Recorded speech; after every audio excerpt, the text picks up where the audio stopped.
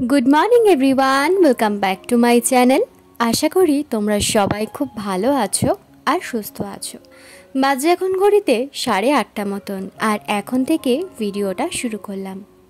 আজকে প্রায় অনেকগুলো দিন পর তোমাদের সাথে ভিডিও শেয়ার করছি আর এর মাঝখানেই ঘটে গেছে কিন্তু অনেকগুলো ঘটনা, যে কারণগুলোর জন্য আমি কিন্তু ভিডিও আপলোড করতে পারিনি। তোমরা অনেকেই আমাকে কমেন্ট করে জিজ্ঞাসা করেছো কেন ভিডিও দিচ্ছি না, বাড়ির সবাই কেমন আছে। যাদেরকে সম্ভব হয়েছে সেই সময়ে সেই পরিস্থিতিতে দাঁড়িয়ে একটু রিপ্লাই করার আমি তাদেরকে করেছি, সবাইকে করে ওঠাটা আমার কিন্তু সম্ভব হয়ে ওঠেনি।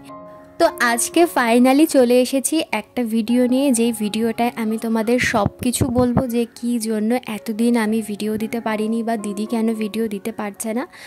তো সেটাই হচ্ছে আজকের এই ভিডিওটা। তো কিছু কথা বলবার আগে বলে নিই, সকালে কিন্তু আমার বাসি কাজকর্ম হয়ে গেছে আর দেখতেই পেলে মিস্টার চক্রবর্তী ব্রেকফাস্ট খেয়ে চলে গেল। আজকে জানো তো অনেকগুলো দিন পর নিজেকে একটু টেনশন ফ্রি বলে মনে হচ্ছে সব কিছু এখন মনে হয় পজিটিভই হবে। তো জানি না ভগবানের ইচ্ছে, আবার কখন কি খারাপ সময় চলে আসে সেটা বলা যায় না। আর এই কথার প্রসঙ্গে মনে পড়লো, এই দুদিন আগেই আমার বাপের বাড়িতে ঘটে গেছে একটা অঘটন জানো তো। দিদি ওপর থেকে নিচে নামতে গিয়ে সিঁড়ি থেকে গড়িয়ে পড়ে গেছে। মানে এখন তো ভীষণ বাজে অবস্থা, ওর পায়ে কালশিটে পড়ে গেছে, হাতে লেগেছে, কোমরে লেগেছে, মানে একটা খুব বাজে অবস্থা। ওই যে কখন কার কী হয়ে যায় বলা যায় না। তো যাই হোক, ওদিকে ওরও এক্সরে করা হয়েছে, আজকে রিপোর্ট দেবে, জানি না এখনও কী রিপোর্টে আসবে। তো চলে এলাম ঘরের কাজকর্মগুলো করে নেওয়ার জন্য, তারপর চলে যাব সোজা রান্নাঘরে। তো এবার তোমাদেরকে বলি যে এতগুলো দিন কি হয়েছিল আমাদের, কেন ভিডিও দিতে পারিনি। আর তোমাদের অনেক যাদেরকে কমেন্টে রিপ্লাই করেছিলাম তাদেরকে বলেছিলাম যে আমার পরিবারে একটা বড় দুর্ঘটনা ঘটে গেছে, তো সেগুলো সবটাই তোমাদেরকে আজকে ক্লিয়ার করব। তোমরা অনেকেই হয়তো জানো যে আমার শাশুড়ি মায়ের লাস্ট কয়েক মাস ধরে কিন্তু শরীর প্রচণ্ড খারাপ। গত বছর পুজোতে যে উনি রাস্তায় পড়ে গেছিল, তারপর থেকে যে শরীর খারাপ শুরু হয়েছে এখনও কিন্তু টানা চলছে, মানে প্রায় 5-6 মাস হতে গেল। তো এর মাঝখানে অনেক ডাক্তার কিন্তু দেখানো হয়েছে, নানান রকমের টেস্ট করা হয়েছে। প্রথমে আমরা ভেবেছিলাম যে হয়তো হাড়ের কোনো প্রবলেম, তো সেই কারণের জন্য আমরা অর্থোর ডাক্তার দেখাচ্ছিলাম একটা ভালো হসপিটালে। আমরা সেখানে আর কি দেখানো হচ্ছিল, দিদিরা নিয়ে দৌড়াদৌড়ি করছিল। অনেকেই হয়তো জানো, দিদির ভিডিও যারা তোমরা দেখো, বনহুগলিতে ওই হসপিটালটায় কিন্তু মাকে দেখানো হচ্ছিল। প্রায় 3-4 মাস দেখানোর পর আমরা যখন ফেব্রুয়ারি মাসে ঘুরে মার্চ মাসে যখন চেন্নাই চলে আসি, তার কয়েকদিন পর জানতে পারি মায়ের কিন্তু আবার শরীর খারাপ। নিয়ে যাওয়া হলো আবার বনহুগলিতে। ওখানে ডাক্তার দেখে বলল যে মায়ের নার্ভের প্রবলেম দেখা দিচ্ছে, মাকে যদি ফিজিওথেরাপি না করানো হয় তাহলে কিন্তু বাঁ দিকটা প্যারালাইজড হয়ে যেতে পারে। তো সাথে সাথে পরের দিনকেই কিন্তু ফিজিওথেরাপি করানো শুরু হয়ে গেল। মোটামুটি 13 দিন ফিজিওথেরাপি করানো হলো। তারপর সবাই আর কি আলোচনা করে ঠিক হলো যে যখন নার্ভের প্রবলেমের কথাই ডক্টর বলছেন, তাহলে একজন ভালো নিউরো ডাক্তার দেখানো উচিত। তো তারপর দিদিরা খোঁজ করে একজন ভালো নিউরো ডাক্তার দেখানো হলো। তো এই ডাক্তার দেখানোর পর থেকে কিন্তু ভিডিওটা আমাদের বন্ধ হয়ে গেছিলো। দিদি তার কয়েকদিন আগে থেকেই বন্ধ করে দিয়েছে, আর আমার ঠিক এরপর থেকে ভিডিওটা আমি স্টপ করে দিয়েছিলাম, কারণ এই সময় থেকে ছিল আমাদের মাথায় প্রচণ্ড পরিমাণে টেনশন। তো ডাক্তার দেখানো হলো। ডাক্তার একটা খুবই খারাপ কিছু সন্দেহ করেছিল, সেটা আমরা প্রথমত কেউই জানতাম না। বলেছিল যে এমআরআই করতে হবে আর তার সাথে একটা কিডনির জন্য ব্লাড টেস্ট করতে হবে। তো এটা শোনবার পর স্বাভাবিকভাবে বাড়ির সবারই মাথায় প্রচণ্ড টেনশন চলে আসে যে কী এমন রোগ হলো যেটার জন্য ডাক্তার বাজে কিছু সন্দেহ করছে এবং এমআরআই করতে দিয়েছে। অবশ্যই এমআরআইটা করলে যেখানে যে সমস্যাটা ধরা পড়ে, কিন্তু ডাক্তার কী সন্দেহ করছে সেটা যতক্ষণ না আমরা জানতে পারছিলাম, সবার মাথায় একটা চিন্তা। আর তার থেকে বড় কথা, যারা সামনে থাকে তাদের তো চিন্তা থাকেই, তারা যেহেতু চোখের সামনে দেখতে পাচ্ছে তো একটু হলেও কিন্তু চিন্তাটা কম থাকে। আর যারা দেখবে দূরে থাকে, দেখতে পায় না চোখের সামনে, তাদের চিন্তাটা যেন আরও একটু বেশি বলে মনে হয়।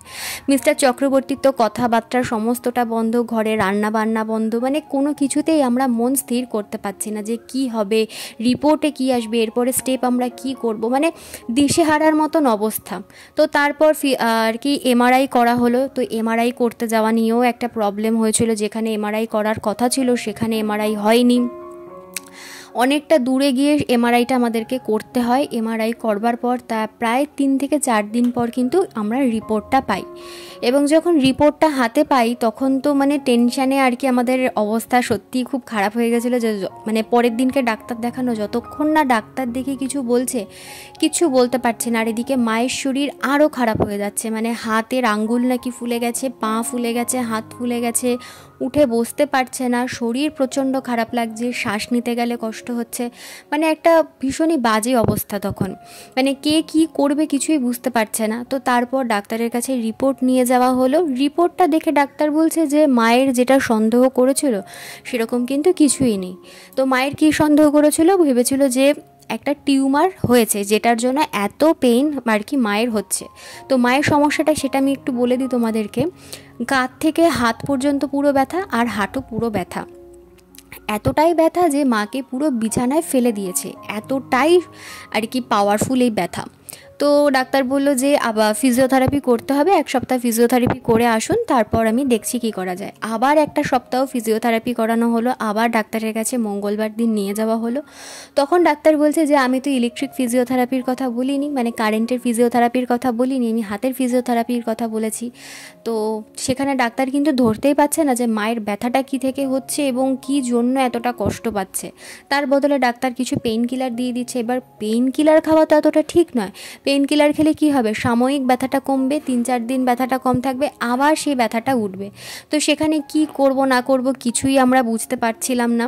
তার কারণ মাকে কিন্তু অনেকগুলো ডাক্তার দেখানো হয়েছে। যদি প্রথম থেকে বলি তাহলে মেডিসিনের ডাক্তার আছে, হোমিওপ্যাথিক আছে, বন হুগলি রয়েছে, নিউরোর ডাক্তার রয়েছে, সব ডাক্তার দেখানো হয়ে গেছে, কিন্তু কোনো ডাক্তার কিন্তু মায়ের সঠিক রোগটা ধরতে পারেনি, যে কি হয়েছে বা কি জন্য মায়ের এতটা ব্যথা, এতটা কষ্ট হচ্ছে। আর এটা ভেবেই কিন্তু আমাদের আরও টেনশন হয়ে যাচ্ছিল যে রোগটা ধরা পড়ছে না, আর দিনে দিনে মা কিন্তু আরও বেশি শরীরটা খারাপ হয়ে যাচ্ছে। কি এমন রোগ হয়েছে যেটার জন্য এরকম হয়েছে। এবং কি এমআরআইতে কিন্তু ওখানে স্পষ্ট লেখা ছিল যে মায়ের কিন্তু কোনো রকম নার্ভের প্রবলেম নেই, ঠিক আছে। হাড়ের একটু ক্ষয় আছে, সার্ভিকাল আর ডোরাসাল স্পাইনে আর কি এমআরআইটা করতে দিয়েছিল, ওখানে হাড়ের একটু ক্ষয় আছে। এবার হাড়ের ক্ষয় তো যে একটা বয়সের পর থেকে প্রত্যেকটা মানুষেরই কম বেশি কিন্তু হতে শুরু করে, ঠিক আছে। তো এটার জন্য এতটা ব্যথা, মানে এটা ডাক্তারও বলেছে যে এতটা ব্যথা হওয়া অসম্ভব একটা ব্যাপার। তো এর মাঝখানে অনেক ডাক্তারের খোঁজ খবর চললো। আমার বাপের বাড়ির দিক থেকেও মানে আমার বাবা বা রাজাদা যারা ডাক্তারের সাথে আর কি একটু চেনাশোনা আছে, সবাইকেই আর কি এদিক ওদিক করে খোঁজ নেওয়া হলো। তো তারপর দেখলাম গত পরশু দিনের আগের দিন মা বলল যে আমি আগের থেকেই একটু ভালো আছি। মানে এই এতটা দিন পর সেদিন মায়ের মুখে কথাটা শুনে আমরা সত্যিই ভীষণ আর কি ভালো লেগেছিল। তো বলল যে তোরা একটা হোমিওপ্যাথিক ডাক্তারের খোঁজ কর ভালো দেখে, আমি ওখানেই দেখাই, আর আমার ব্যথাটা আগের থেকে একটু কম আছে, তো এখন মনে হয় হোমিওপ্যাথিক ডাক্তার দেখালে একটু ভালো হবে। তো মাকে সেগুলো আমরা বোঝালাম যে দেখো হোমিওপ্যাথিক ডাক্তার দেখালেই দেখানো যেতে পারে, তবে অ্যালোপ্যাথিক যেটা যে তাড়াতাড়ি কাজ হবে, হোমিওপ্যাথিকে কিন্তু সেটা ধরতে সময় লাগবে। তুমি সহ্য করতে পারবে তো, নিতে পারবে তো, সময় লাগবে। তো সব কিছু ফাইনাল হওয়ার পর একটা খুব ভালো আমরা হোমিওপ্যাথিক ডাক্তারের খোঁজ পাই, আমাদের খড়দাতেই বসে। তো সেখানে গতকালকে নিয়ে যাওয়া হয় মাকে, এবং ফাইনালি এই ডাক্তার মানে প্রথম যে মায়ের রোগটা রেকগনাইজ করতে পারে।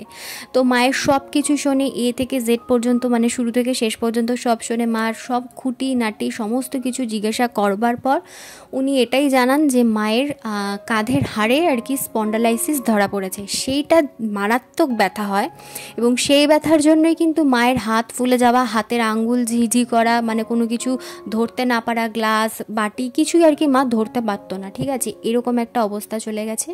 আর হাঁটুতে হাড় বেড়ে গেছে আর কি, হাঁটুর আর কি হাড় বেড়ে গেছে, যেটার জন্য মায়ের এতটা কষ্ট হচ্ছে। তো ডাক্তার অনেক কিছুই এছাড়া আর কি বললো। তো বলার পর এটাই আর কি বললো যে 1.5 মাস ওষুধটা কষ্ট করে ধৈর্য ধরে খেতে হবে। এতগুলো ডাক্তার দেখানো হয়েছে বা এতগুলো দিন নষ্ট হয়েছে, তো আর 1.5 মাস আপনি কষ্ট করুন, ওষুধটা খান, আশা করি আপনি ফল পাবেন।